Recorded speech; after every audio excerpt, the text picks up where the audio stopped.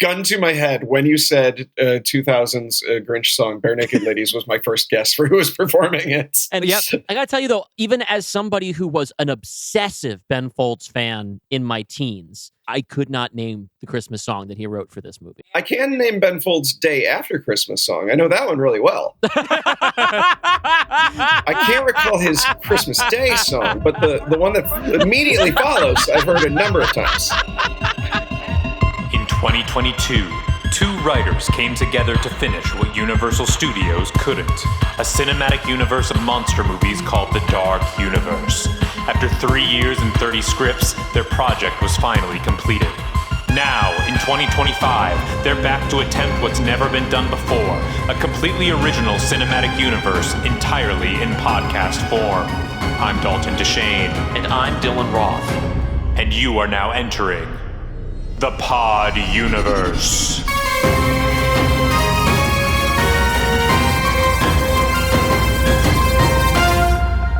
Welcome to the Pod Universe, the podcast where we attempt to create an all-original sci-fi cinematic universe, one pitch at a time. I'm your mean host, Dylan Roth.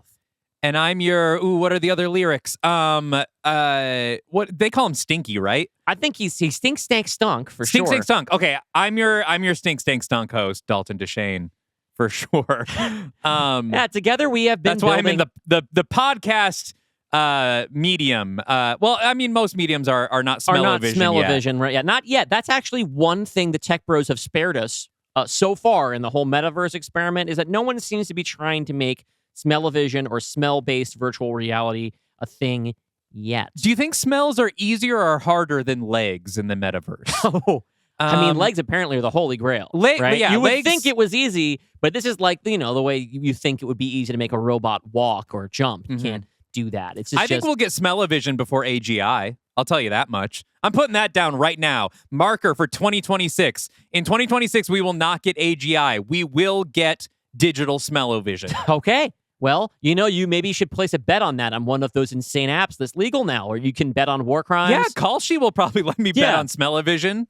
Well, in between our own scripted episodes where we are adding chapters into our now 4 film-long cinematic universe so far. I think we're only 3 in. Only 3 in. The next one will be number 4. Yeah. We invite our favorite storytellers to join us in the studio or over Zoom and plumb the depths of classic genre cinema to pitch their own remakes to our imaginary studio. That's right. Now, we're doing a little bit of a throwback for this episode because here we are going to be returning to the Dark Universe, folks. Our guest has brought in a pitch that is specifically tailor-made for our previous experiment where we picked up the Dark Universe where it left off at the end of 2017's The Mummy starring Tom Cruise, and then wrote the next 29 movies in that saga. You think we were done with the Universal catalog? No, there's tons more hay to make out. That's there, right. And who will be bailing that hay out to us? Our guest this week is an Emmy-nominated TV writer and author known for his work on The Late Show with Stephen Colbert and the reboot of Clone High, and children's books like Princess Dinosaur and Santa's Husband with illustrator Ashley Quash. His contributions to comics like Loki, Black Panther vs. Deadpool, and The Darkhold Blade. He's a writer and co-executive producer on the upcoming Netflix animated series Strip Law, and his newest book, So You've Been Bitten by a Radioactive Spider, How to Survive the Marvel Universe, is out now. Longtime listeners to Dylan and Dalton will also remember him as the creator of our Dark Universe version of Peyton Westlake, a.k.a. Dark Girl. That's Please right. welcome to the Pod Universe, Daniel Kibblesmith. Woo! Clap, clap, clap, clap, clap, clap, clap, Clap, clap. clap, clap, clap, clap, clap, clap, clap, clap, clap, clap. Our claps don't pick up on mic here. They're very really directional. Yes. Yeah, We do have a studio audience, but we fail to mic them. Yeah, or put a that's- camera on them. Once we get to the 1,000 or the 10,000 a month tier on Patreon, we'll mic the audience. Yes. But, Yeah, it's gonna be a lot easier. and then we'll fly you out too. We'll fly you out to the studio That's every true. time. Oh we have yeah, you yeah, on. green room, tuxedo, yeah, the whole bit, of course. Oh, well, we definitely need a green room for you today. Whoa. I love that. Little That's excellent hint at- foreshadowing. hint at what you might be pitching. But before we get to what you're going to pitch, Do you know about what Dark Earl has become in the Dark Universe? No, I have not fully kept up, which is one of the reasons that I pitched a return to the Dark Universe, is that the tale has grown in the telling in the meantime, as J.R.R. Tolkien says. So Look, please update me. You work in comics. You know how it is. Oh, yeah. It's hard to keep up. Your character, your take on Peyton Westlake, became one of the leads of our Mystery Men. Where right. she joined. She's actually kind of the viewpoint character of the movie, as she's the person who joins the gang during the first act of the film and joins a motley crew of other characters from across our universe to try and take down a god who has Osiris. shacked up in Buckingham Palace. And it is And I believe at one point she does print a face of Dua Lipa. Yes. Is that right? And she does pretends disguise to be herself as Dua Lipa. Oh, I like that. That's a which- great cameo. If you're interested, the episode Mystery Men is on the Are You Afraid of the Dark Universe feed. And hopefully you like it. And if not, there's nothing you can do about it. So, I would be very surprised if, given how that I'm sitting in this chair right now, I'd be shocked if I was like, this one is bad. I don't like this one. I am realizing now that when you say that it's a movie, action movie in Buckingham Palace with a guest role from Dua Lipa, it does sound like you're describing a Matthew Vaughn movie specifically. yes, this is Argyle 2. Yeah, it does sound like you made Argyle yes. 2, but it was not that. Well, that's what we're going to do in our next version of the podcast, where we just pick up a bunch of like Mark Miller adjacent projects and can put them all into a new universe, and we try to make it even edgier. No, we're doing the non-fascist Mark Miller universe. Okay, we're going to do... Sorry, Daniel, you work in comics. We can't be saying these things with you on the line. We don't want Oh, no, I'm aware that there's fascism in comics. Oh, yeah. Okay, I've come across that phenomenon. You've come absolutely. across the theory of superheroes and fascism. All Interesting. right, Daniel, what have you brought in for us today? Well, much like my last appearance, I jumped on a character where I could not believe that they qualified for a Universal Dark Universe reboot. Yeah. I live in Los Angeles, City of Angels, City of Dreams. And That's right. I am frequently driving to Burbank for work and diner reasons. And on the way there, you pass the big billboard for Universal Studios, which is currently, this being December of 2025, currently has a great big picture of the Jim Carrey, Ron Howard, the Grinch character. Right. That iteration of the Grinch. And it did not occur to me until seeing that billboard that makes the Grinch a universal monster. Absolutely. The parallels don't stop there, because the Grinch, first of all, starts out as a literary character, similar to Dracula, Frankenstein, the Invisible Man. Then we get an adaptation starring Boris Karloff. Did not make that connection. That's astonishing. I did not make that I had connection. forgotten about that. We have a Boris Karloff adaptation first. Then you get your modern late 90s, early 2000s remake that proves, for some reason, immensely formative to our generation. So this would sort of be the Coppola or the Mary Shelley's Frankenstein. Exactly. Yeah, or yeah. the Mummy, Brendan right? Fraser Yeah. Mummy. Or the Brendan This is Fraser that- Mummy. Yes, absolutely. And then you get the Hotel Transylvania-ification of it with the 2016 Illumination version. Right. That's right. With Cumberbatch doing an American accent. I would have used his real voice. I have not seen the 2016 I have seen that one. Okay, Illumination. so we're on even terms here in that I saw that recently with my niece, I think Okay. last Christmas. It's fine. Yes. Illumination does good work, yeah, I think. It's clever. It does things that don't feel like they're a carbon copy. Like we're always talking about when you're going to adapt something, you got to add something. You got to do something, Sure. something new. And like this is very much like a Minions style thing. That's like who it's for, is kids who like the Minions, right? I'm a Minions defender. I like the Minions.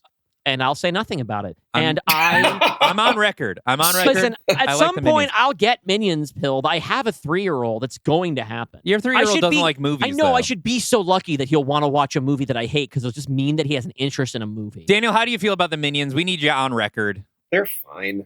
They're fine. You know what? They're not. They're not for me. Like if I had a strong opinion about the Minions, that's a good poem that I wrote. A strong opinion about the Minions. I think it would, it would seem fake. I would seem like I'm at the lunch table trying to be cool. Like I don't think about the Minions at all. I don't have to think about the Minions very often, and I dread that I will likely have to think about the Minions. Maybe I'll discover that I like them a lot. Like there are things where I thought I would. Have you seen the videos of the voice actors, the Italian women who do the voices for the Minions? No, I haven't. But you had me at Italian women. That sounds like a fun reality show, honestly.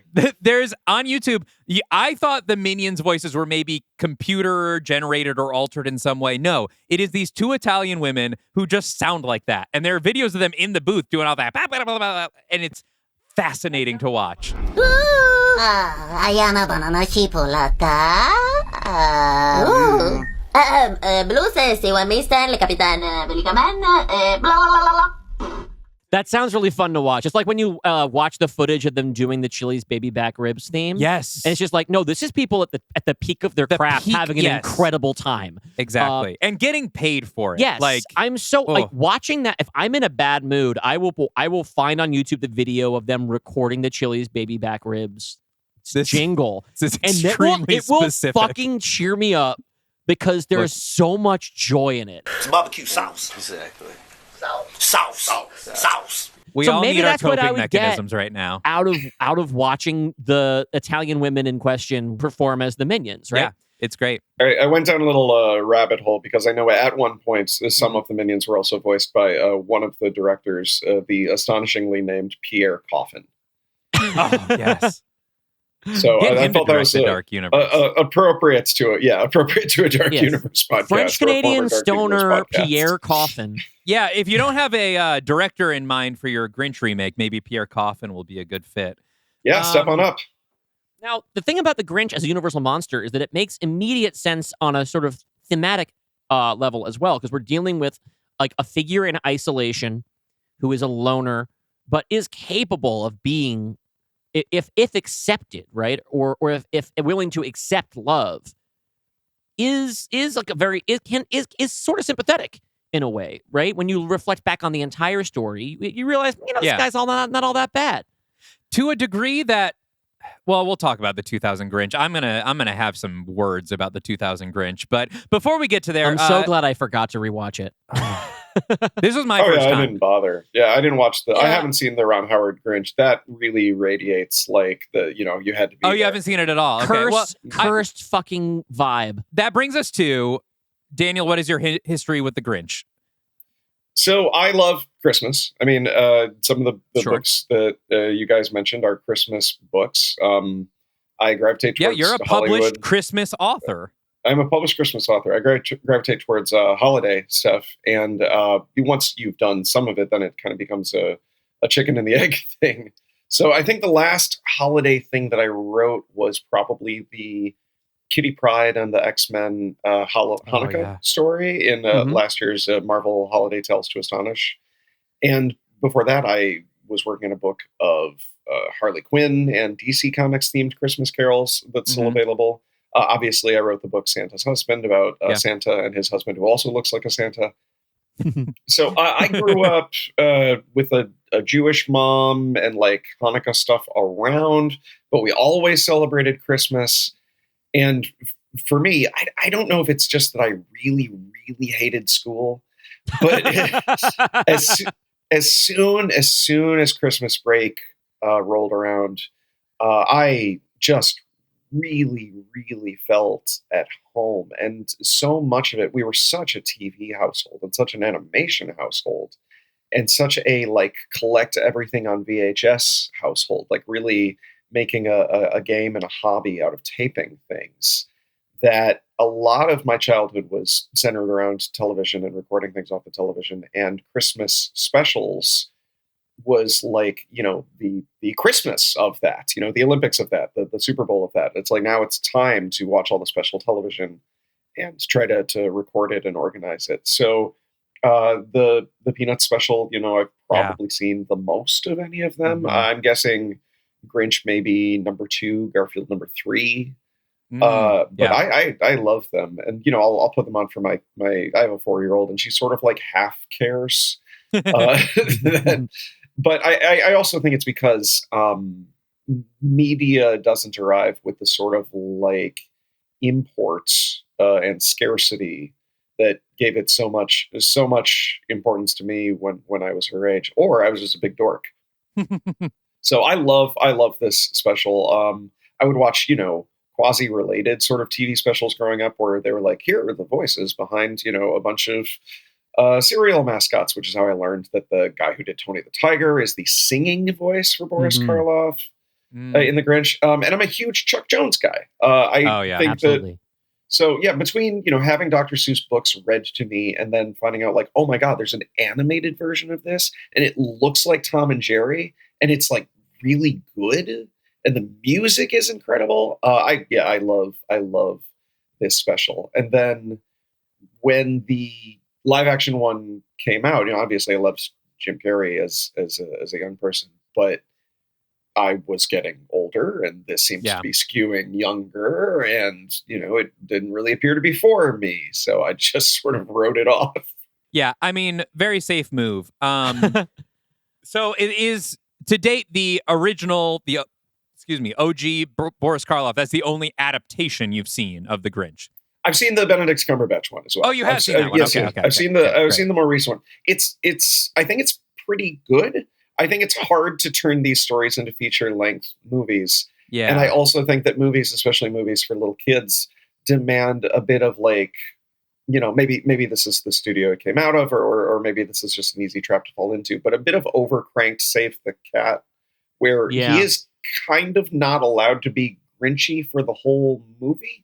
Yeah. He does a lot of sort of like gently, heroic. The needle they're sort of threading is like, well, the Grinch always had a dog, so maybe he loves animals. But that's also true of sociopaths. So, I find like there's a difficulty that I have right now with children's movies that were probably that's probably the case when I was a kid too, just wasn't noticing or thinking about them. Is that there's like a clock, like a ticking clock at all times in the movie. Like, okay, when are we going to do a big needle drop or dance party? You have to have a dance party like every 12 minutes. There must be a dance party and bonus points if it's to a song the parents already know. Yeah. And I find that challenging. Well, it's hard. I'm sold on this movie because I really didn't know much about it, but I am looking at the Wikipedia right now, and it does say that Danny Elfman and Tyler, the Creator, collaborated on a new version of You're a Mean One, Mr. Grinch. Yeah, I like that track. Okay. I got to hear that. I'm Danny and Tyler. I've seen this movie. I have no memory of this. I mean, it could be like, the 2001, they had the first thing I'm going to say about the 2000, because I did just watch it for the first time because I was like, poor thing. Prior Prior to this week, I had only ever seen the original Boris Karloff, which I haven't seen in a long time, but I watched it a bunch as a kid and I loved it. And I was like, well, we're talking about the Grinch. I should watch because also, oh my God, at Thanksgiving this year, my cousin, we were talking about Christmas movies and he said the words to me, the Jim Carrey Grinch is the best one. And I said, okay, that's very specific.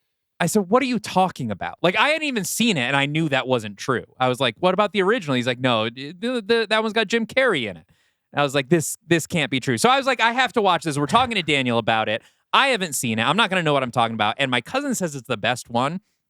First of all, I hate a movie that is only enough of a musical to justify selling a soundtrack album. It will not commit to being a musical, but it will have enough songs that you can be like, that you can release that. But it's also a Christmas soundtrack. I mean, they're printing money if they, exactly. And it's still the compact disc era. Here's like yet another Christmas album that you can add to the collection within the collection. And they commissioned a bunch of original songs from people like Bare Naked Ladies and Ben Folds. Mm-hmm. And gun to my head when you said 2000's Grinch song Bare Naked Ladies was my first guess for who was performing it. And I gotta tell you though, even as somebody who was an obsessive Ben Folds fan in my teens, when you still had to like hunt down all like the rare tracks off of EPs that were released in Australia or whatever, I could not name the Christmas song that he wrote for this movie. Yeah, it plays in the credits. I heard it. It's not very good. Okay. I can name Ben Folds' Day After Christmas song. I know that one really well. I can't recall his Christmas Day song, but the one that immediately follows, I've heard a number of times. Part of his Advent series. Yeah. He never finished it, just like Sufjan in the States Project, you know? That's a big finale, I think. Yeah. It would be weird if they just like included like a prequel to Brick on the Grinch soundtrack.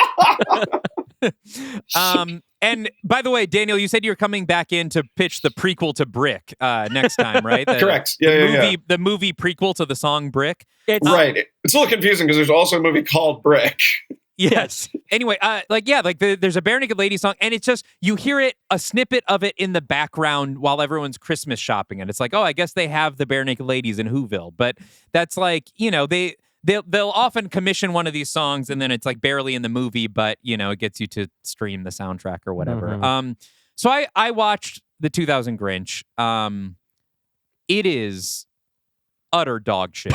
It is. Yeah. I was furious. First of all, Dr. Seuss just shouldn't be adapted to live action. That is a fatal flaw right off the bat, because it's not just the story that's being told. It is the Dr. Seuss illustrations, which are so vibrant and joyous and energetic and awesome. And when you try to make a human look like that, it is the most hideous thing you've ever seen in your life. All the Whos are terrifying. The Grinch is terrifying. The weird like beer belly they give him is just like off-putting, not in like a body shaming way, but just like it doesn't look natural. Like it is as hard as like it looks like it's made out of wood and with like hair plastered to it. The uncanny valley can be achieved practically, and this is how we know. Yes. Yeah. I'm sure, I haven't seen it. I'm guessing Jim Carrey makes a real meal out of wearing a big giant belly. A lot of slapping, probably. A lot of slapping, and he's doing the weirdest voice. It's so hard to understand him. The choices he's making are out of this world, even for Jim Carrey. It is a baffling performance in a film of baffling performances. But the way that it like bulks up the story is it gives him this tragic backstory of being raised among the Whos, and then he has a crush on one of his Who classmates, but all the other kids laugh at him and say he has a hairy face, and then he tries to shave, and then they laugh at him again, and so that's why he goes out to Mount Crumpet. And, you know, like... It really villainizes the Whos in a way that kind of muddles up the entire point of the story, where it's like, well, the Whos in this one are like consumerists and they're just obsessed with buying things and they don't understand what Christmas is. But the Grinch also doesn't understand what Christmas is. And the Whos are bullies to him, but then he's a bully back. And it's, I don't know. It really... I think misses the point of the Grinch in a big way. Mm-hmm. All the jokes are just like ancient sort of vaudeville shtick, but done sort of unintelligibly in a way that doesn't land. It's just a real piece of shit. And I can't emphasize how terrible it is to look at. Just a really ugly film. Well, you know what? It probably makes this even a little bit more painful in hindsight. Jim Carrey compared the process of wearing the makeup and costume for the Grinch to being buried alive. He once kicked a hole in the wall of his trailer in frustration at the makeup process. Yeah. In order to help him control his temper and to cope with the grueling makeup process, producer Brian Grazer hired a consultant to train him in methods for, quote, enduring torture, end quote. Oh my Carrey God. spent 92 days in Grinch makeup for this film. It took 92 days to film? Look, I'm not in the industry, but isn't that a long time? That sounds like a long time. For one actor on set? I'm guessing he's in almost the entire thing. Yeah, I guess but I'm inferring that from that detail. Yeah, I mean, I have to believe that if this was done, like he's done motion capture since. He's been skimmed as probably the most kind of one-for-one comparison Ebenezer Scrooge. He's done that character since. So certainly now this would be some kind of hybrid, or he would have just, I guess, been the voice, because that's what they did. They made a fully animated one. Yeah, my recollection is that the contact lenses in particular were making him go insane. He just thought he was going to be in the Earth Girls Are Easy makeup again. He was like, oh, it's the same thing, but green. I'll just do that. Remarkably similar. That is a great pull. Those guys look so much like Grinches. Yes, they're from the same planet, you know? Yeah. And look, I apologize because I know this film is really formative for a lot of people. And I'm sorry. Look, you're a kid and you watch a Christmas movie and it breaks your brain a little bit because it's just part of, you're surrounded by joy at this time maybe. And so you don't say anything about Christmas Vacation. That's a good movie. But the Grinch. I like that one. Yeah. Dylan yeah, hates. you're from Chicago. This is a Sure purely am. Midwestern disease. We never caught it out here. So I'm sorry to the people that really love the 2000 Grinch, but I think it is an anti-Seuss film, and I love Seuss, and this feels like they write an original song. That was like they tried to make like a big hit. There's an interesting story around the song you're talking about. Where Are You Christmas? Where Are You Christmas? Written by Mariah Carey with James Horner, the composer for the film, my freaking dude, and Will Jennings. Mariah Carey doing another Christmas song is frankly flying too close to the But sun. here's the thing. She did not record it because she was in the middle of a legal case with her ex-husband, and so they couldn't release her version, and Faith Hill re-recorded it for the release. That's the version on the credits. That's the version that's on there. So, yeah, we could have easily ended up with another big Mariah Carey Christmas single or a disgraceful flop that would mar her otherwise pristine Christmas legacy. The thing is about the song, I think it is a lovely Christmas song in that it is very similar to what's the John Williams one for Home Alone? Somewhere in my memory. Yeah. It's very somewhere in my memory. It is not very Susie. And so the film is constantly going through this kind of whiplash where it'll get to a part of the story that's in the book and it will quote the book directly. And so suddenly the dialogue and the narration gets very Susie. It's narrated by Anthony Hopkins, by the way. And so things will get very, very Susie in their cadence and everything. But then you get to a part that they have sort of extrapolated, and anything Seuss related goes out the window. There's no more rhyming dialogue. You get a song like this that doesn't even attempt to be a little Seussy in its language. Yeah, and then it's time for him to plan, his hijinks, and suddenly we're talking in verse again. And so it's very disjointed in that way. I'm going to stop complaining about it. No, that's right. This is just bringing me back because my exposure to this movie is I also did not see it as a kid, which is probably why I don't like it. I'm sure there's lots of movies that I saw as a kid that are bad that I would go back and watch and be like, yeah, I am recalling the feeling of liking this movie. Like, I'm sure if I put on D2 The Mighty Ducks now, I would think it was trash. No, pretty good example. But I first saw this at my then girlfriend's family home on Christmas, and it was so weird to be watching this with her and like her siblings.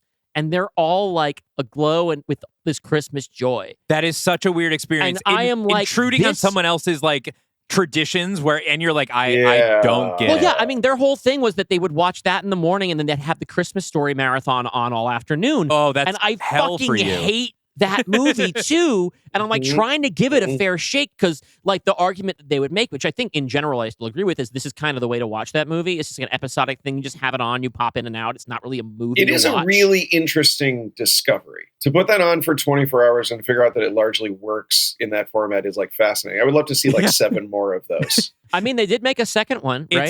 It's a not Christmas good. Story. Yeah, probably not literally that. More just like another movie that's like, like Oh Brother, Where Art Thou? Where it's like little vignettes. Just play that for 24 hours and dipping in and out. But it was like this weird moment where you were like, in hindsight, you can think like, it's a surefire sign it wasn't going to work out. Yeah, just like that was going to be my Christmas Day for the rest of my life. I don't think so. I always think with the sequel, because they made a sequel called A Christmas Story Christmas or something like that. What? I remember. Yes, it was on Netflix, I think, or it was on HBO Netflix, Max. I think. Yeah, it's an HBO Max original that came out 2 Christmases ago, I think. Because I remember seeing the press releases for it because I was a critic at the time, and I kept getting these very confusing emails. Well, so the thing was, it's called a Christmas Story Christmas, but I remember when I saw the tweet like announcing it, there was a typo where it said A Christmas Story : Christmas. Yes. And I was like, that's a pretty dope one title, of the weird press A releases. Christmas Story : Christmas. Yeah, I actually really like, now I'm back in. That I think is very engaging. Fast and Furious presents A Christmas Story, Christmas. All right. Well, I think that we've whipped this rain dog half to death, and we should probably move on to hearing your pitch. Have we said enough? About the Grinch? About I don't the Grinch? think Does everyone anybody know the watching Grinch? or listening to this needs a recap of the Grinch. If you do, I did pull wanna it say- off of your bookshelf. You do have a copy. And just give it And a if quick you read. don't, It'll you take should. you about 15 minutes. Or the Boris Karloff version is like 25 minutes long. That's true. And it is a great short film from the greatest American animation director of the 20th century, if not ever. I really want to So- rewatch it this season. Yeah. I'm gonna rewatch it. I'll see if Avery will sit through it. And if not, I will be getting a new child. I will say When Christmas is coming. Yeah, were you good? I'm sure you've already cast your Grinch in your upcoming adaptation, but I do just want to throw out there that in December 2024, just 1 year ago, Jim Carrey stated that he's open to reprising his role as long as it's motion capture. So he's up for the Grinch too. Okay. Even Grincher. It's funny that, like, didn't he say he was going to retire, but then he came out of retirement to do one more Sonic the Hedgehog movie? And now he's and now he wants to do the Grinch? revisit one of the most unpleasant experiences of his life. And I think we call it How the Grinch Stole Christmas, Christmas. All right. We will be right back, folks, with a pitch from Daniel Kibblesmith, who is going to give us the Universal Horror Classics Monster version of How the Grinch Stole Christmas. We'll be right back.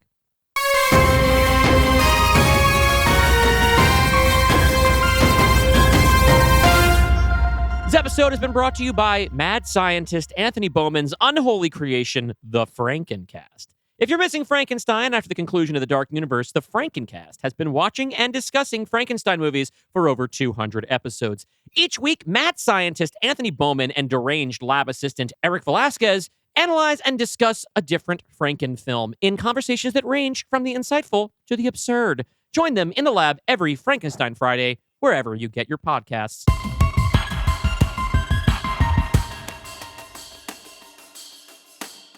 This episode is brought to you by RPG designer Jellyfish Lines and their new game, TOWNIES. TOWNIES is a journaling game based on the Lost and Found engine by Jack Harrison and is a love letter to Midwest Rust Belt cities and towns. This game is about how a town changes over time. It's about the town and the people in it. It's about those left behind by capitalism's chase for profit at the expense of people. Thank you in advance for checking out TOWNIES. That's TOWNIE and then S in parentheses. You can find it and any of Jellyfish Line's other games at jellyfishlines.carrd.co.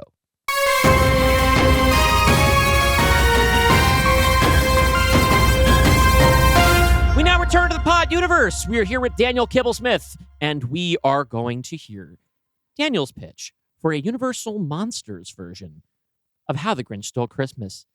Daniel, how do you want to start? How do you want to dive in? You left us with some pretty disturbing information in the break, but I don't want you to have to start there. But it did put me on edge. I'm a little frightened now of where this is going to go. One thing I do have to clear the air is that this is a game time decision. I was picturing as the Grinch, who would be probably a combination of costume and CGI. I had cast David Howard Thornton, the current portrayer of Art the Clown from the Yes. Terrifier franchise. Uh-huh. However, in confirming that he was the current Art the Clown, I did discover that he played a Grinch-like character in a slasher movie called The Mean One. Oh, he's in From The Mean One. 2022.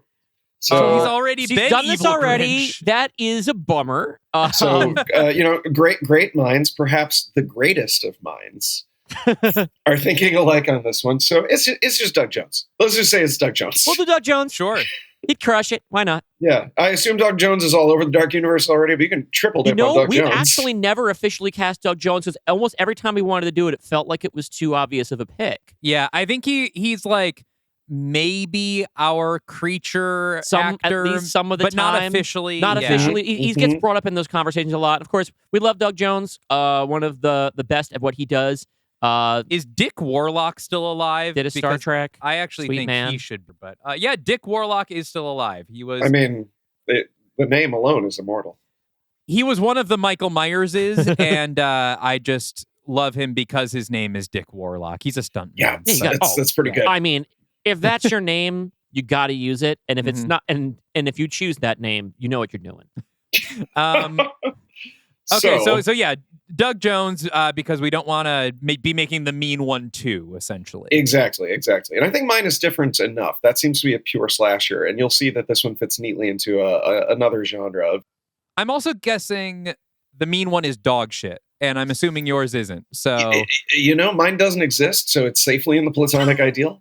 Yeah, exactly. I think it's pretty good. Actually, it might be the best movie ever made. So buckle up, pour your hot cocoa, sit by a roaring fire, and prepare yourself for the Doug Jones vehicle, the Dark Universe Grinch. A desert landscape, dead of night. Clear black sky, thick with stars. A bedraggled coyote limps across the screen, trying and failing to catch a jackrabbit. The subtitles put us at December 25th, 1944. Suddenly a flash. The coyote looks up, his eyes reflecting the white light in the microsecond before the screen is consumed in white. But this white Christmas is not an unexpected snowfall. The eerie silence gives way to deafening roar as a mushroom cloud of an atomic test blossoms in the desert. The roar is sustained, anguished, and almost animal. Ash and fallout begin to flutter down, a radioactive pestilence indistinguishable from snow. Titles, The Grinch. Okay, Daniel, you don't know this because you're not up to date on the show. Our most recent scripted episode of the Pod Universe is called Los Alamos, and it is a sci-fi movie and thriller set at the Manhattan Project. Which does mean I have to jump in with my short little well, actually, and then I'll drop it. The first atomic bomb was not detonated until July of 1945. I'm sorry. I'm sorry. I don't mean to correct you, but the first one that you know about. You're right. I forgot about... I'm thinking of the Trinity test. I forgot about the Grinch test. Exactly. That happened the prior Christmas. Yeah. Exactly. They made Fat Man, Little Boy, and Jolly Saint Nick, but we never talked about that one. That's right. It's yeah. like a bowl full of jelly. All right, Daniel, go on, please. Today, roughly 80 years later, we move to a sleepy desert town nearby, but not so nearby that it's still uninhabitable. Anyone who lives here was born here and will probably die here, some sooner than others. One motel, one diner, a gas station, grocery store, and not much else. The town was built in the 40s, the last stop on the way to a mysterious military base 100 miles down the road. Officially, it's Mount Crumpet. But anyone who knows this town exists calls it by another name, Whoville, as in, who the hell would want to live there? On cue, a car pulls into town. A too clean, too new white electric vehicle. It stands out next to the dusty, rusted pickup trucks like a fake tooth. Out steps Cindy Lou, 20s. Let's suggest Chase Infinity? Is she burnt on your show? She's in the Pod Universe, but no, her she's scene not. got cut. She was going to be in Los Alamos, but she's not. Right. So Chase Infinity. Yes. This is Kismet. Welcome to the universe, Chase Infinity. Cindy is a grad student. Her thesis is on the long-term effects of radiation and atomic testing, fertility rates, cancer, mutation. She's a scientist, but not a skeptic. Whoville is full of rumors and rumblings. She believes that when Oppenheimer split the atom... Okay, yeah, my math is off. She believes that when Oppenheimer split the atom, he opened a door in reality itself. Who knows what could have gotten through? Cindy checks into the hotel and makes her first unexpected discovery, that they lied on Yelp about having electric charging stations. The grumpy clerk behind the counter makes it clear that he thought it was the same thing as having an exterior outlet. And right now, young lady, we need those to power our Christmas lights. Only slightly deterred, Cindy settles into town for the long haul and heads into the ancient diner that serves as the center meeting place of town. The diner has all the sad plastic trappings of a desert Christmas, the same decorations that come out of the shed every Christmas since the 50s. Dogs are barking jingle bells on the radio, a cheap gag that sets the tone, and also a grim foreshadow of what's to come. Oh, no. It's rare to get a customer under 60, especially a beautiful city girl, and Cindy Lou catches the eye of the diner's current operator, Max, roughly her age, played by you're a little ahead of me, roughly her age, played by I don't know if you've used him yet, the dreamy and bulky Leo Woodall. No? I'm not familiar with Leo Might Woodall. know from White Lotus season 2 as kind of the party fuck boy. Hunky guy. I've seen him. Yeah, I remember him. He's in the new movie Nuremberg that you definitely have not seen. Yeah, the very real movie Nuremberg. Mm-hmm. The existent yes. movie. Yes. Vague army tattoos, sad eyes, the kind of movie guy who is weirdly too hot to be there and never stops wiping the counter. Cindy has Max's attention, but she barely gets a glance from the old regulars planted on their stools ever since they got back from Vietnam.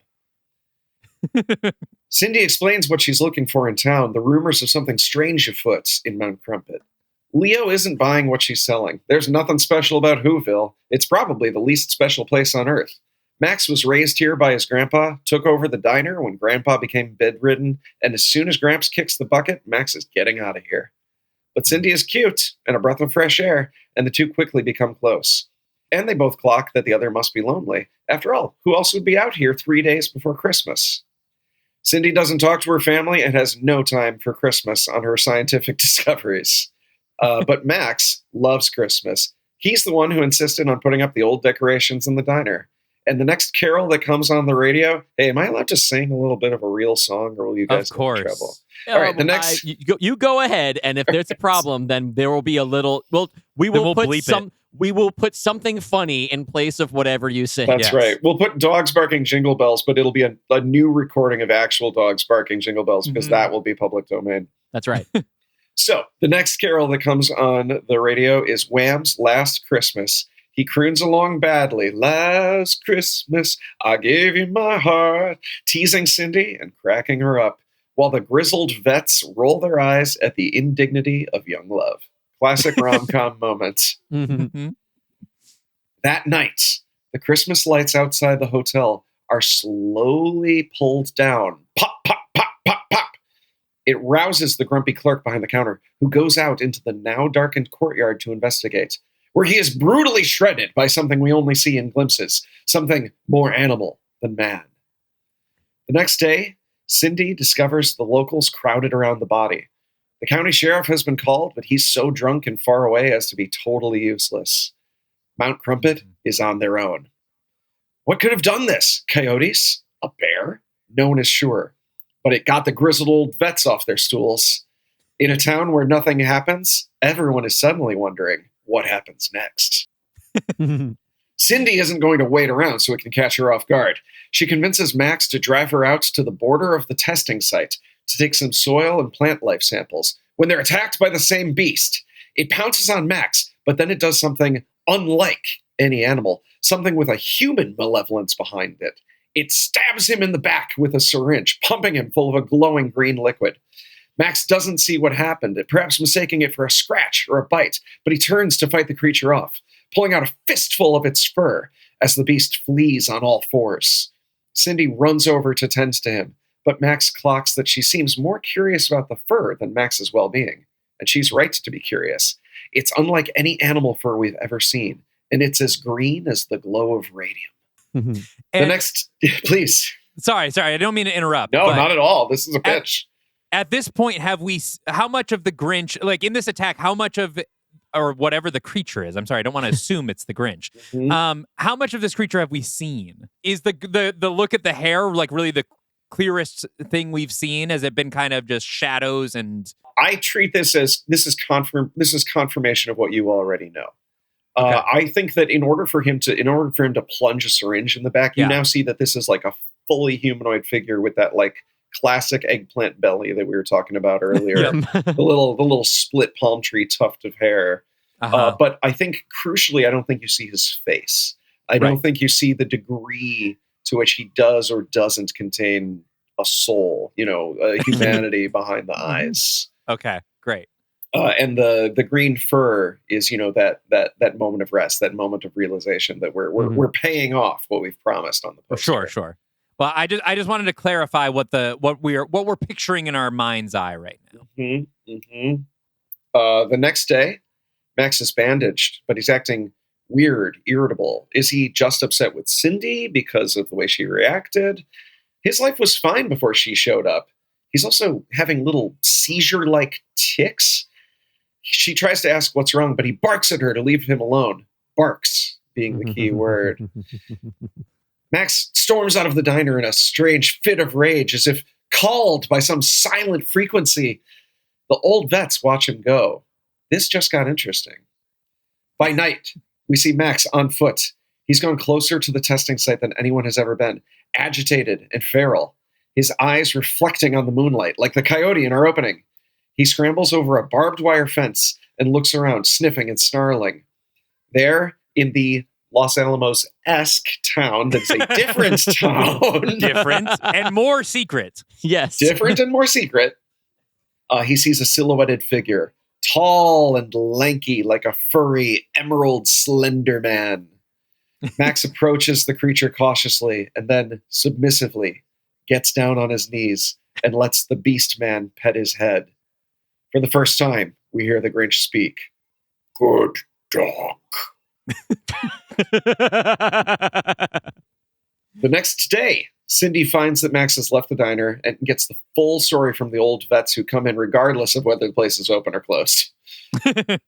Concerned about Max's well-being, they point her towards Max's grandpa, who Cindy finds bedridden upstairs, blind and barely alive.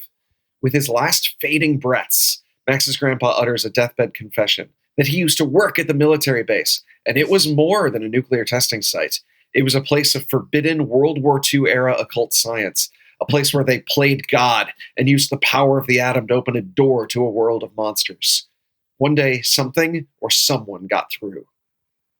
Cindy finds Grandpa's old trunks of files, looking through yellowed clippings and photographs as he continues his exposition. The creature that she saw last night with Max, strapped to a table, stabbed with needles, filled with tubes, writhing in agony, a classic misunderstood universal monster. Does he have a soul? Sure. Can he be restored and saved? This creature was not meant for our world. Every second he's here is agony, like a shrieking noise in his ears. And the closer we get to the anniversary of his unholy arrival, the more pain he's in. Or, in the gallows humor so typical of the military, they unfeelingly summed it up thusly. He hated Christmas. I assume now we can see that he has pained eyes. Deeply pained eyes. Deeply pained eyes, yes. You could say that he feels like he's being buried alive. Yeah. Exactly. So they named him after an old Yiddish word, Grinch. The Grinch is a shadow Christ, a bizarre motherless demon born of man's hubris without the touch of God or woman. Now, this is where I tell, you guys, the execs, that Grinch is obviously not a real Yiddish word. I was about to, I was like, that can't be true, can it? Absolutely not correct. But I am pulling my Jewish privilege and also the history of horror movie privilege to be completely oblivious about a real culture. Yes, for sure. Yeah. Which is just, when you're making a horror movie, just for whatever reason, to this day, you can be like, this is how voodoo works. And then just make something up. Well, Dylan and I neither condone nor have a problem with it. It is not ours to have an opinion on. I'm allowed to have an opinion about it. Are you Jewish? You do not know this? I did not know this. My dad's family is Jewish, and my wife is Jewish, and my son is Jewish. I am, by Jewish law, not Jewish. And also, not in any practical way that matters to me, except when it means I get to approve or disapprove of something by right of being Jewish enough to do so. And Daniel, it's cool by me. He got out his big, for people not watching the Zoom, he got out his big rubber stamp that makes me a sensitive person. Yes. I'm handing out the one half of what I call a shtetl pass that I'm allowed to hand out to give people the permission to do something Jewish. We did no it. one's canceled again, here. You don't need. Yeah. As someone with a Jewish mother, You outrank me. We But did, we did it. Grinch is now officially a Yiddish word, and his roots in World War II conveniently skirts the Holocaust. All right.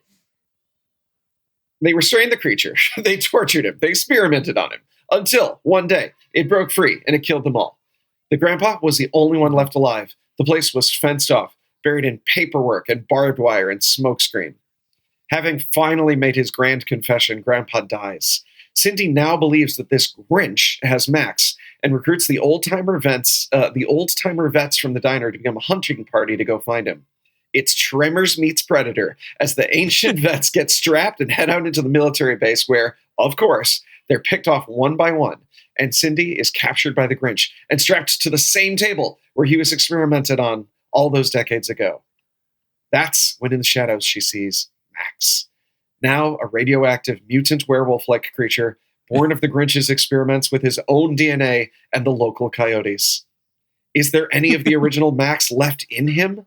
As the Grinch approaches with his syringe, I forgot to mention, Max has a bone sticking out of his head that looks a lot like the animated Grinch's little stick antler. One antler. I was literally about to pitch that to you. I was like, can we give him mutant antlers? And I'm so glad you were ahead of me on that. Yep. I just got to let the professional do his work. Yeah. As the Grinch approaches with his syringes, intent on transforming Cindy into another disgusting abomination, an affront to the gods and men of this world that trapped him here, Cindy pleads for Max to help her. Max snarls at her uncomprehendingly. Cindy, crying but hopeful, unleashes her Hail Mary. She sings, "Last Christmas, you gave me your heart."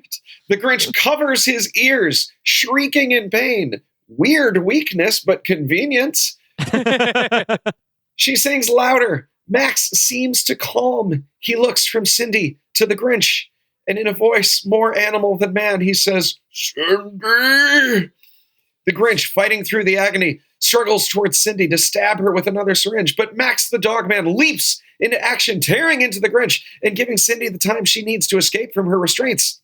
She picks up every chemical syringe that she can find and stabs them all into the Grinch at once, causing spontaneous mutation overload. His organs start to grow and burst. His heart grows 3 sizes. His liver grows 3 sizes. His pituitary gland expands until his head bursts, covering both Cindy and Max in green glop. The Grinch is dead. Max nuzzles her, and she vows to use whatever evidence is left behind in the lab to cure him. But there's a sudden clatter, and Max growls, sniffing the air. They tentatively follow, discovering 2 more empty cages, adjacent cages about the size of chimpanzees, their rusted doors swinging open. The cages are marked with ancient yellowed adhesive labels in crisp military type. They read, Thing 1. And Thing 2. Oh my God. The end. Oh. Yeah. Daniel, delightful. As always, you came fucking prepared. You're setting up a whole Sousaverse. The Dark Sousaverse. The Dark Sousaverse. I have a hard time imagining that the mean one could stack up against that tale here. A couple of notes. First, I think it is. I love the way that you have created a unique angle to not just do what I assume that other one is, which is why don't we just take the plot of How the Grinch Stole Christmas and try to turn it into a slashing movie as one-to-one as possible. This again is an assumption I am making in not terribly good faith, but I kind of assume that that's what the mean one is. I do, however, feel that I'd like there to be some kind of way for him to steal Christmas somehow in the course of this story. If not literally, then in some metaphorical way. Maybe we do. Does he come to town, like on Christmas Eve, and then the grizzled vets go out to him, right? Like there's sort of there's some room here for some more second act stuff, right? Yeah, like he comes to town and knocks over the Christmas tree in the town square and things like that. This is where I confess that him stealing the Christmas lights off the hotel was supposed to be like 2 more beats, and I just like ran out of time. Because that's a good you guys, your instincts are spot on. It needs that slasher pacing, even though ours isn't a slasher, it needs that slasher pacing where there's a couple more times when he comes to town and does something that as you're saying resembles stealing Christmas. Yeah, I think that's a great idea. Well, we can even tie it back to like, if the idea is that he's in the most pain around Christmas, when he was born, we look back and we see that during all these experiments and stuff, the army personnel had decorated for Christmas. So he also has this kind of sense memory of like, he sees the gifts and he sees the lights and he goes on a rampage because that's what he remembers. Like, in fact, maybe he was tortured so badly, like he has like these, Vietnam flashbacks of just Christmas trees and all these things. That's great. Because what that does is it adds a layer of thematic resonance to the vets who are coming in. Mm-hmm. And that idea of, also like the cycle of war and being away from your family at Christmas time and the PTSD of, like the military industrial complex creating monsters, breaking the hearts of people who didn't deserve this. You're tying it together. This is good stuff. I like also the opportunity for Cindy Lou Who for the way that the Grinch lashes out against Christmas perhaps could resonate in something in her more specifically about Christmas. So we can add another layer onto this, and another way it reflects back to our lead, where she has to sort of confess that her first instinct also is kind of to pull all the lights down because she has this bad relationship with her family. Christmas is as like for a lot of people who are like sort of like disconnected or have like bad blood with their family, it can be a really difficult and lonely time of year, right? So this is almost feels as if she's externalizing her feelings through this monster. Obviously, that's not literally what's happening, but it's a way for us to reflect back on her. Oh, I love this. It adds a layer of resentment when she shows up with the electric car, that it's not just an inconvenience, it's that she's trapped here so that this thing that she kind of resents can be celebrated. Yeah. It's very motivated now. She's being forced to sacrifice her freedom for this ritual, which is a way that she felt about this for years when she was still doing the habit of going back home to Christmas and then having to put up with all these little traditions that frustrate her or that force her to interact with people she doesn't want to interact with. So this is like, again, it's kind of just to reflect right back on that. I think that's really fun. Also, if you'll indulge me, I have a sci-fi wrinkle that I think would help us to create a potentially an opportunity to open the story up a little bit, but also a literal science fiction device to further explain the annual headaches that the Grinch has. I think that whatever this dimensional rift is static in space. And so when the Earth revolves around the sun, it gets farther away from the rift, which is stuck there. And then I'm pumping my fist in the air. Yes, thank you. And then as this the sort of rift remnant that exists there in the physical space gets closer to the one that exists in static space, they reverberate in a way that only someone from the other universe can hear or can sense, and it drives them absolutely fucking mad. And they associate that feeling with the look and sound of Christmas. Right, because the Grinch doesn't know what's happening, right? It's going to be something that, like, something for our lead to do, right? Cindy Lou, she's a scientist. It's going to be something that she discovers, right? Yes, you talk about her not necessarily being a skeptic, but she wants to investigate the thing, right? And so one of the mysteries she can solve is like, but why Christmas? Because she knows why Christmas for her, but she wouldn't know why Christmas for the Grinch. You need a rational explanation, right?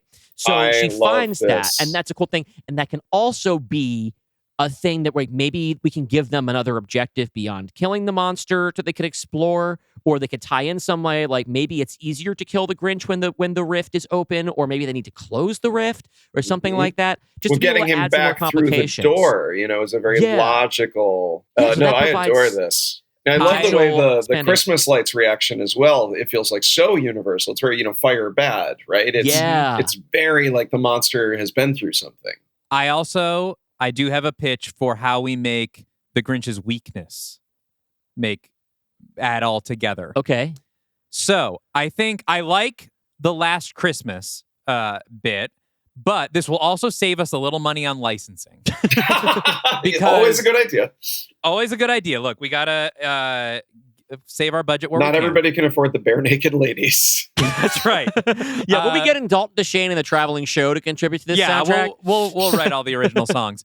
But I think while they're getting to know each other in our meet cute phase, Max is trying to explain like what it is that he loves about Christmas to her, and she's like, I'm not into it, and she catches him singing this song that seems like nonsense to himself, and she's like, what is that? And he's like, well, my grandpa taught me this song. And he used to always sing it around the holidays, and I don't really know. He said it's something that like him and his army buddies just kind of made up, you know?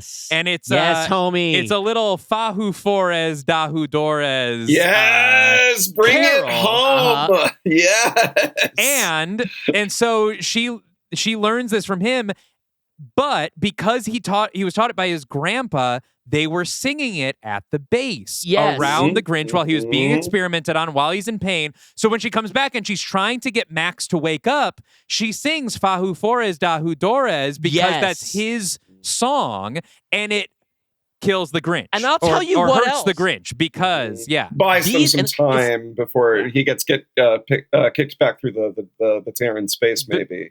Exactly. And I'll tell you what else. This feels very much like something that either of my grandfathers would do with his army buddies. They could also have written a song to mock the Grinch in his cave.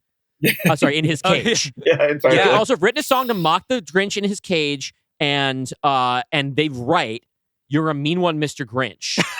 like we could if assuming we're gonna do a flashback, we can imagine like there's like one guy in the barracks or whatever who like has a guitar, or like they have an upright piano. They salvage They're from all somewhere. drunk. They're all drunk, and he just starts making up this song as they You're go. A mean one, because as Mr. brilliant as it is, on the scale of great songs, it is one of the ones you could most believe was written in like a half hour. Oh yeah, it's got that drunken music hall energy. It's fantastic, absolutely. But I do agree with you.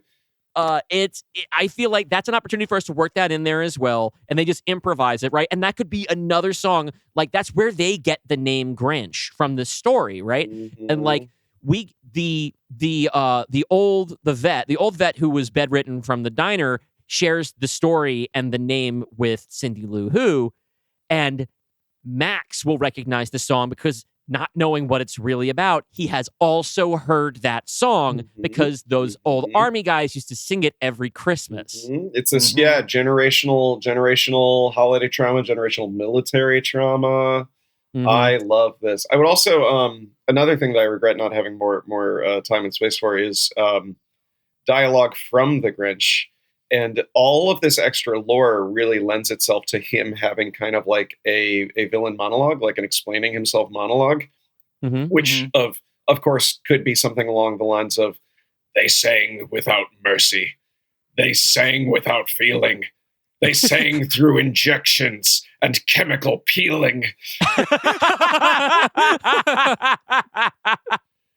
Doug Jones is good on the mic. Doug Jones gets to talk in this one, you guys. He's great. 5 seasons of Star Trek Discovery. A third act reveal that the Grinch speaks in verse would really go hard. Yeah, like because up until that point, it's just been like monosyllabic or like single words or like "good dog." But then when he has his speech, I think it's an all or nothing thing. I think that if you dip in and out of it, it starts to feel a little cheaty, or like a half measure, like you were talking about with the previous live action Grinch movie, the other real live action Grinch movie. That I do think it has to be something about the strange dimension that he comes from. Maybe it's a bit of like an Etrigan quality. Well, it's like, is he speaking in rhyme and meter? Like, I guess that's how they do it in his universe. Yeah, right? And it makes it more poetic, which is extremely Universal Monsters. I also think there's one thing that our new like scientific wrinkle adds is, okay, so we do the reveal of thing 1 and thing 2. Maybe that's our end of movie, that's our mid-credit scene. But then we have a post-credit scene set on December 25th, 1 year later. And during our movie, Cindy Lou has found like the machine they use to open the rift or whatever, like the platform, right? Mhm. And now it's a year later and the room is empty. Nobody's around.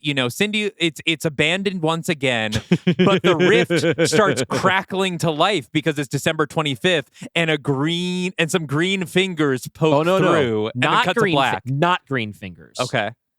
Like a weird red and white stripe, appendage is poking through A cat's paw. or a cat's paw, or just the hat I think bursts out of it and lands limply. Yeah, I think it's got to be the hat. You got to be the cat in the hat. Starts peeking through. Oh my God. That's where they're and this from. time it'll be someone who has come over on purpose, looking for the Grinch, Yeah. and discovers what's happened to the Grinch, and then seeks revenge with the help of Thing 1 and Thing 2. And Cindy Lou, of course, will need to partner with a good entity from this universe who can kind of guide her, named the Lorax. Absolutely. And then the Dark Seussiverse is off to a roaring start. Oh, my dream. The Dark Seussiverse. Oh my God. Okay, we might have to revisit this. We're so back. We're so back. We're so back. I wish I had spent more time learning to illustrate or something. So Daniel, we could just team up and do a little indie comic of. I guess there's a lot of copyright issues here. We can't just. This would be, I think, pretty sticky to do. But Yeah. if they got away with it with the mean one, who knows? I'm very surprised on Mean One. My understanding is that this is an estate that is like sort of infamously litigious, and rightfully so. I can imagine, especially with like sort of things for children, you got to be more protective than for your average book or comic. Yeah, and there's the movie rights changing hands all the time, and there's the ones that have like racist caricatures kind of being filtered out. Like it's very much it's a going concern. There's a lot of preciousness around. The Seuss brand is pretty high stakes these days. So let's roll the dice. Apparently, I'm also seeing here that after the disastrous release of the Mike Myers Cat in the Hat film. Oh, apparently, is that how they see that? Disastrous. Didn't it make like $1 billion? Did it? I'm editorializing. Maybe I don't understand. I feel like it was my a recollection hit. of that movie making an ungodly amount of money. In my mind, the narrative is that like it's a hit, but it's like really off-putting, and then it was kind of like an infamous kind of like Razzie movie. Yeah, and now there's a sort of like weird quasi reevaluation of it from like a design perspective. I will say that after seeing the live action Grinch, I will never watch that film. But I will. Look, I'm just going to read what I just saw on Wikipedia. On the day of the film's release, Mike Myers said, I guess a sequel called The Cat in the Hat Comes Back was in development just a month after the film came out. But following the film's poor reception, Seuss's widow halted any future live action adaptations of Seuss's works, including the planned sequel. So apparently the widow has said no more live action Seuss. I misremembered this being a big hit. It made $133.9 on a $109 million budget, which after marketing would not be considered. Yeah, that's not great. Yeah, that's not good. That's not great. But we do now have the upcoming Bill Hader Cat in the Hat. And you know what? That trailer looked like fun. I have to say, it looked fun. It looked fun. It looks funny. He's naturally very funny. I can't imagine. Like my theory on all of this stuff right now is that we're so in the era of IP, and for people who do not live in Los Angeles, you may not know this, but like the jobs are kind of scarce. So what happens is a lot of talented people end up doing things like a Cat in the Hat movie, and the sort of the baseline quality of everything kind of goes up. And maybe there's like a cringy joke or a cringy needle drop or something that is the mandate of a studio or a focus group, but largely the movies don't.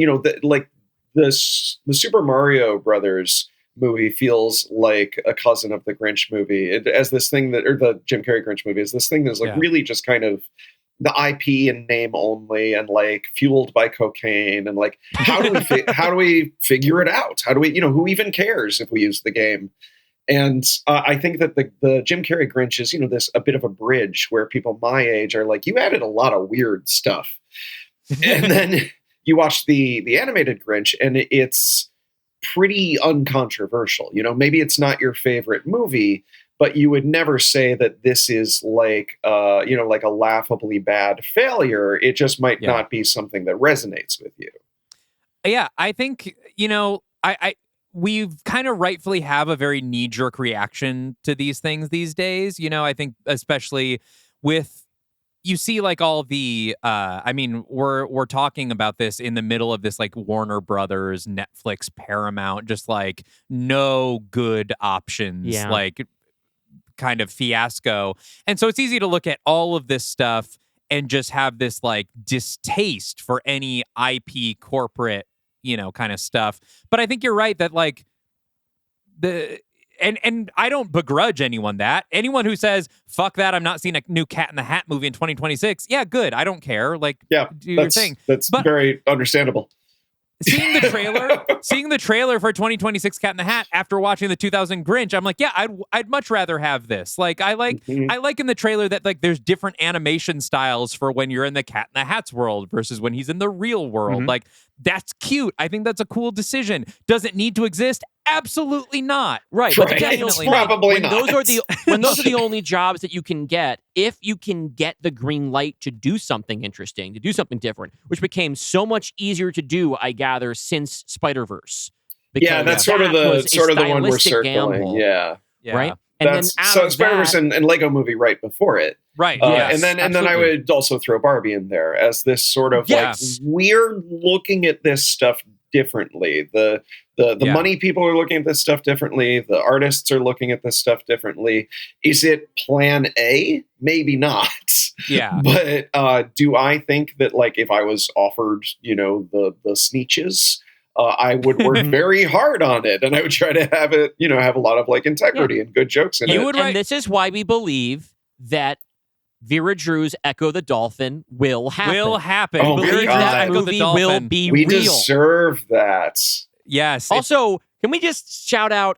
We posted a clip from that episode about that Vera Drew's desire to make an Echo the Dolphin movie, and the internet spoke the fuck up. Yes. That is the most action we have ever gotten on Blue Sky. The internet wants Vera Drew's Echo the Dolphin. Yeah, so they keep brought talking back about it. change.org. Keep that going. Yes. Start that petition. And let's get one going for Daniel Kibblesmith's star-bellied Sneetches. Yeah, man. It's an important lesson. We're all brothers on this world. I would love to adapt the Butter Battle book. That one's grim. Yeah, that's a good one. That's one I want to do, and like that's the one where you heard like there were like people who were like, oh, we're gonna do Oliver Stone's Monopoly, that kind of thing. Like, no, that's what I want. I want Alfonso Cuarón to make an adaptation of the Butter Battle book. That's the move. But if he's not into it, I'll do it. The Seuss Widow's coming back to say that we're doing live action again.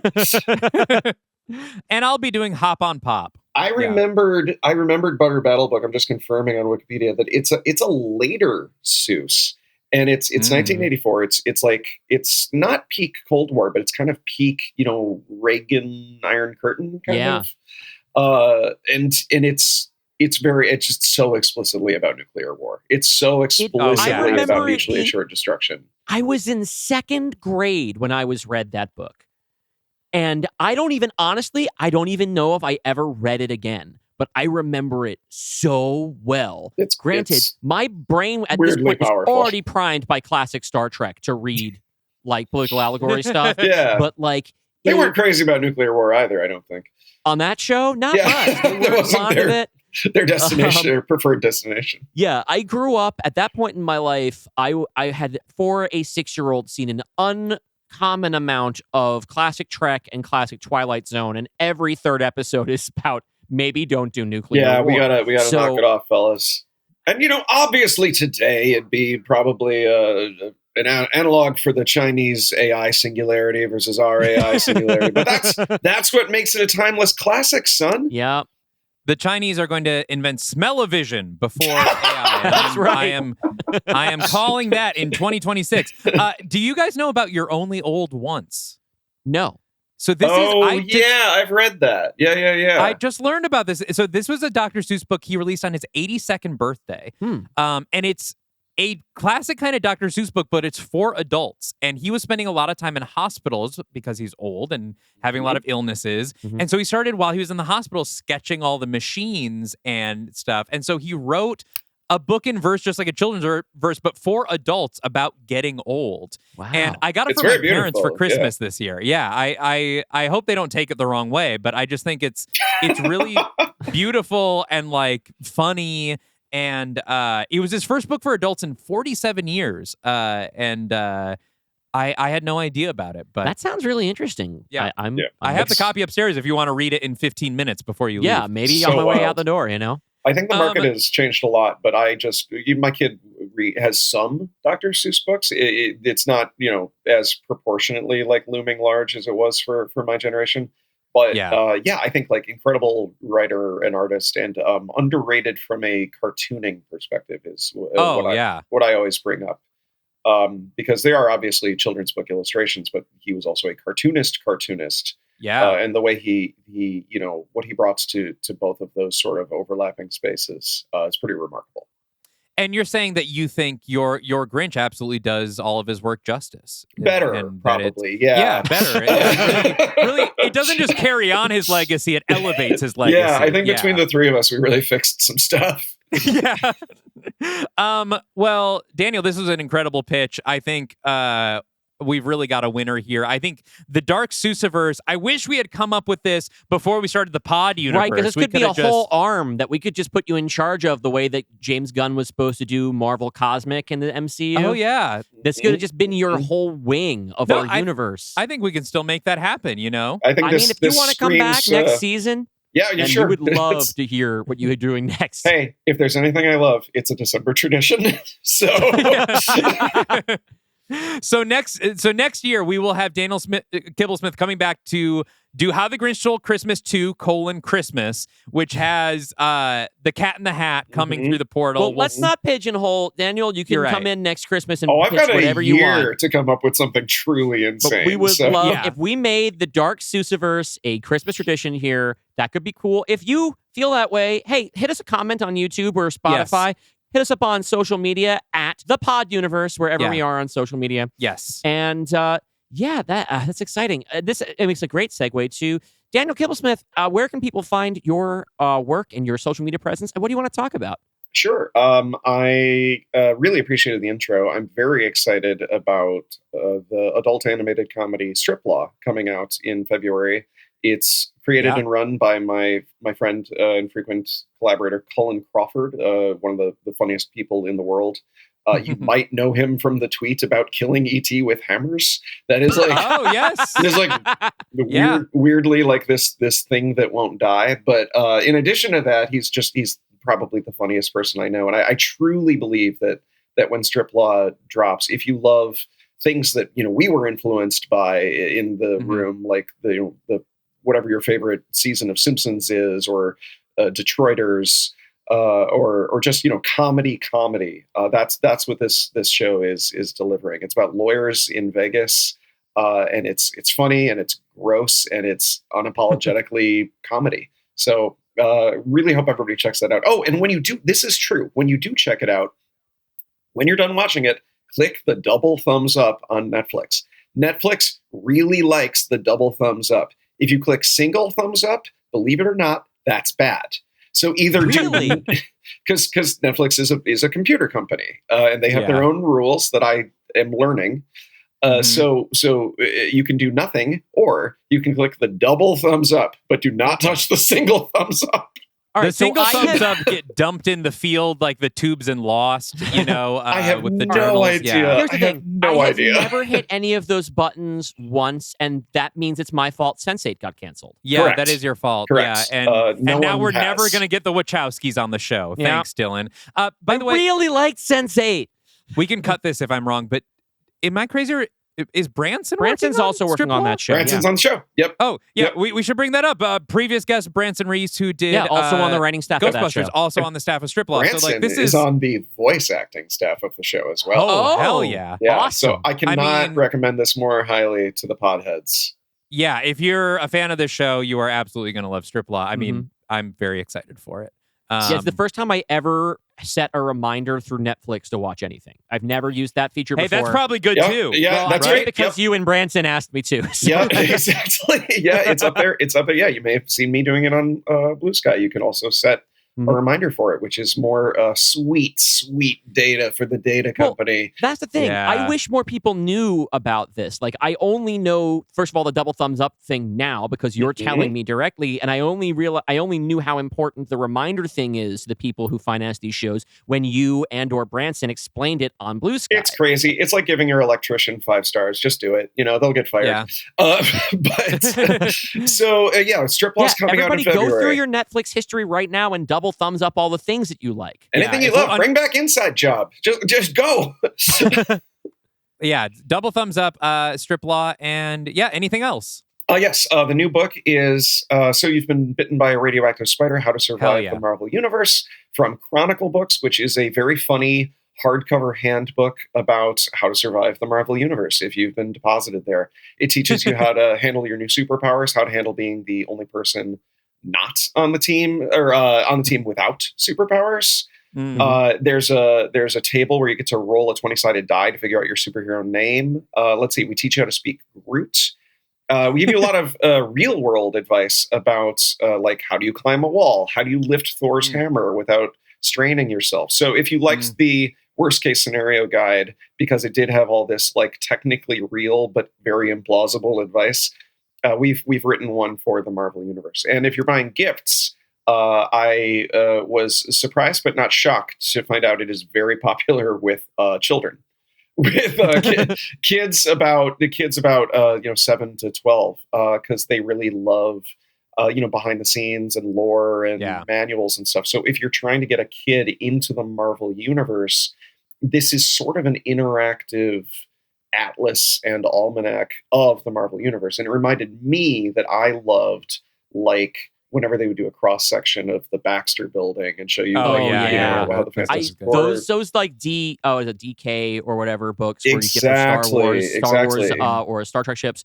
Yep. This feels like a Freddy's head would be really into this as well.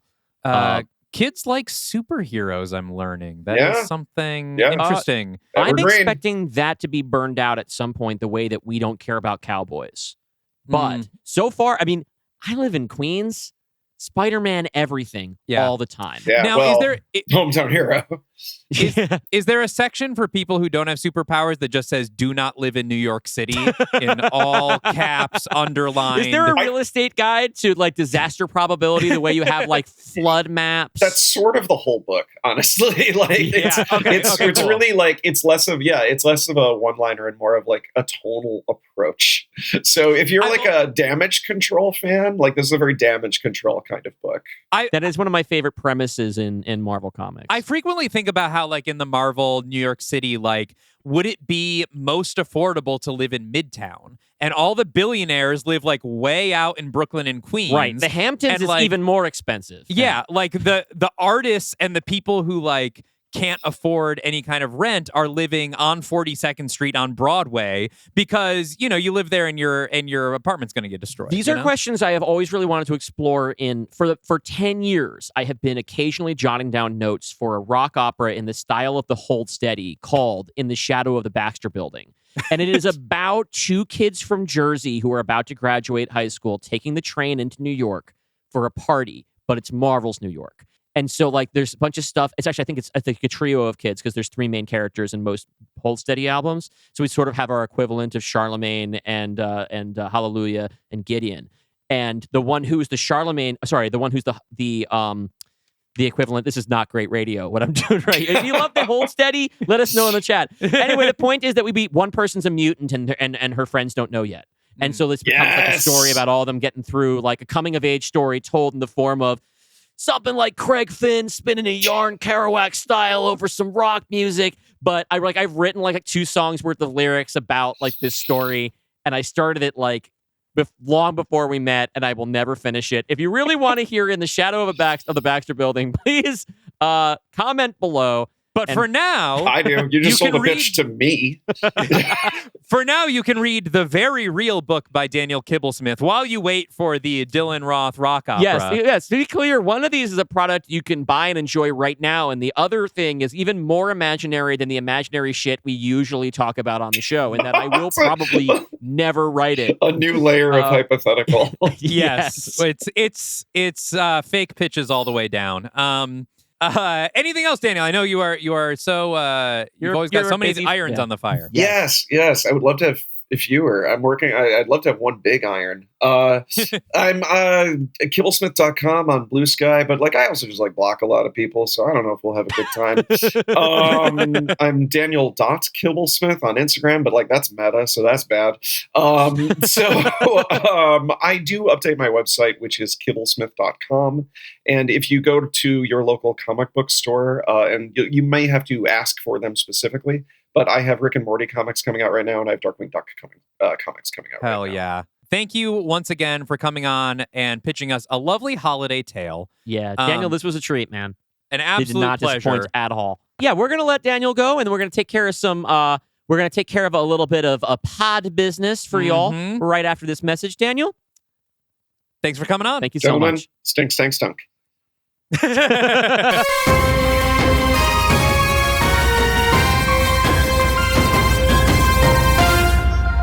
This episode is brought to you by Spooky Aura and their new RPG zine, White City.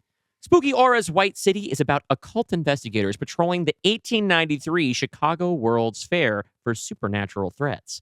This game is designed for busy adults who don't have the time for a long campaign. It's great for pick-up and play groups and bars that host one-session RPG games.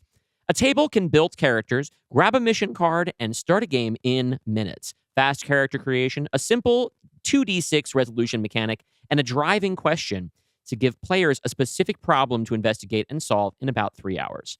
This RPG zine has 10, you count them, 10 supernatural adventures that could have happened. Meet T.S. Eliot, Annie Oakley, or Scott Joplin at the World's Fair. Look for the Pusher, the Cool Woman, or try to capture the Hat Man before the sun rises.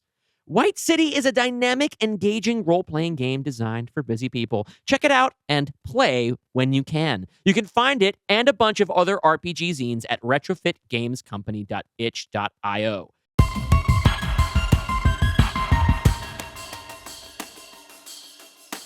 And we are back. This reminds me, Dalton. Yes. Since our last recording, I actually participated in a RPG. That's right. An RPG thing with our friends at Plus One EXP. Yeah. I played a round of Ritual Deck. Yeah. 2-3 hour sessions. Was really fun. And I think that in addition to having a clip from that in the next bonus ep, I think that the full edited version will be up on Plus One EXP on their YouTube channel for people to watch. By now, Incredible. which is exciting stuff. first-hand experience. Yes, with the product. I really liked doing that. Hell yeah. If you are somebody who has an actual play type show and you're looking for performers, I think I've caught the bug. So let me know, and if scheduling permitting, I would love to participate. Thank you again to Daniel. That was an incredible pitch. Sorry again for us being off last week. Yeah, we just had a little the holiday season. scheduling snag. I think this is the first time that we've had like an unscheduled break in a while. Our track record, I think, is pretty strong for a podcast about not missing weeks. Yeah, let's talk about what our schedule is going to look like, first of all, for the rest of the year, and then also in the new year. Indeed. Yeah. So next week is our final episode of the year on the main feed. Yes. Final episode of the Pod Universe next week. And then we will be coming back. Right now I have it scheduled to return on January 18th. Yeah. TBD. That one, can we announce the... Oh, that one we've already taped. We've already taped that one. Let's talk about That's it. going to be an episode we've already recorded. It'll take a little time to produce, but we'll have plenty of time to do it. We have video game and D&D YouTuber Tulok the Barbarian, who came here to pitch a Dark Universe take on the Pied Piper. And Tulok came fucking prepared. Tulok, who, by the way, traveled on 2 trains and a bus to record here in the studio so that we could do a full scripted episode. Tulak, who's from Wisconsin, right? Or Minnesota. Was in town in Philly for PAX. Was in Philly for PAX. And then took the train traveled in. here. This was a full day affair. We recorded a full scripted episode. I do think I have to do a score for it because I think to do it justice. I do want to emphasize he wrote a full score, full script, the style that we do for our canon episodes. Yes. This is essentially a full-on episode of Are You Afraid of the Dark Universe that we're going to kick off with next time. Not only that, he wrote a trailer that will have a video component that plays before the movie. Yes. And then the full script, which will be scored. It's gonna be a big Tulak went exciting fucking one. mad on this. So we're very excited. I think we're planning on recording something for his channel at some point early next year, which might also be an actual play. But we're getting a little out of order. So that's going to come in the new year. But first of all, next week is going to be our first holiday special. And I say that in quotes because this was sort of the holiday-themed holiday special. Yes, we have decided to do a new thing annually in our holiday spot that is perhaps the most high concept bit we have ever come up with. And this is the last time I will refer to it out of kayfabe. Next week, you're in for a wild ride. Yeah, we're going to be recording it right after this. And from what I know, from my portion creatively of it, it's fucking wild. And you've been very enthusiastic about the part that you've written for it. It's been very, very fun to write. We will not tell you literally anything about it. Yeah, you'll find out. We will probably obscure it even in the title of the episode. You will not get the whole story about it until you click through. Yeah, so come back next week for what promises to be the stupidest and craziest episode of the show yet. Then the week after that, we will have a bonus pod ep where we wrap up our sort of year-end media that we haven't otherwise covered on the show. Our faves and farts, as I've been calling it, for 2025. And then that will be our last episode for a couple of weeks. We're going to take a little bit of time to enjoy the holidays with our families and then to produce that episode with Tulak. And then we will get to Merge Conflict, which is my next solo script for the pod universe. Now, another thing to talk about with next year, our schedule is going to be changing very, very slightly. You see, the wives came to us. Yes, independently, but with a common agenda of trying to make sure we don't stroke out before we turn 40. We will be adding a buffer week to the rotation of our schedule so that we're not working so much. Yes, they approached us with some concerns. Essentially, once we started the pod universe, we really tried to give you content every week. It was, the 2-part pitch episodes, a bonus pod, a guest ep, repeat. Right back. It's going to be that same 4-week cycle with an extra off week built in. And I don't think we've figured out exactly where that's going. I think the current, I do have a draft of this schedule worked up. I believe the plan is going to be that we will do a guest episode and then the scripted episodes, and then the week off. I think. We will figure that out for sure. But we're going to be on time. a 5-week cycle, essentially. And you are going to get content 4 out of those 5 weeks. If you are a Patreon subscriber, you'll get 4 out of those 5 weeks. And if you are not, you will still get it 3 out of those 5 weeks. Yeah. And we will try, whenever possible, never to give the main feed 2 consecutive weeks with nothing. Yes. We don't want to keep you all waiting. It is not like we've been pretty bullish. Like, we grind pretty hard over here, despite our avowed hatred for capitalism and grindset culture or whatever. We are workaholics and also just desperate to make it. So, but and to please you. It is a matter of like our loved ones looking after our health. So we hope that you will hope you'll indulge us. And be kind about our week off. So let's thank our patrons. Yes. Who are still making this all possible. On that question, on that note, we'd like to thank our executive producers. These are our patrons who contribute $15 every month to our show to help make this possible and buy themselves a little shout out on the air for every episode we record during that time. Thank you to Brent Dreyer, Brian Egan, Denim Mudslide, Diana, Jonathan Morgantini, Caleb McFarland, Matt Thackeray, Michael Mancilis, Mike Lee Whiplash, Soonmot, and Speep. We really appreciate your contribution to our show.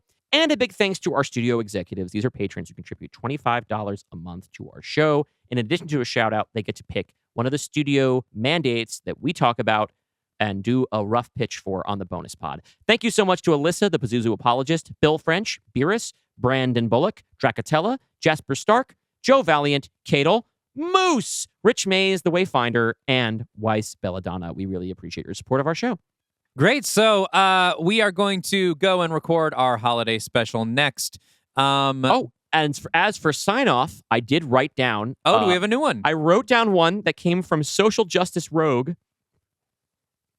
I think I think you should do this one. A good one? This feels like like you should price it up on this one.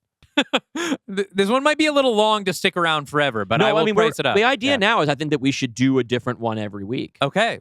Well, the pod universe is now leaving your ears, but not your mind. You've been infected, and you will be back. See you next week. Bye, everybody.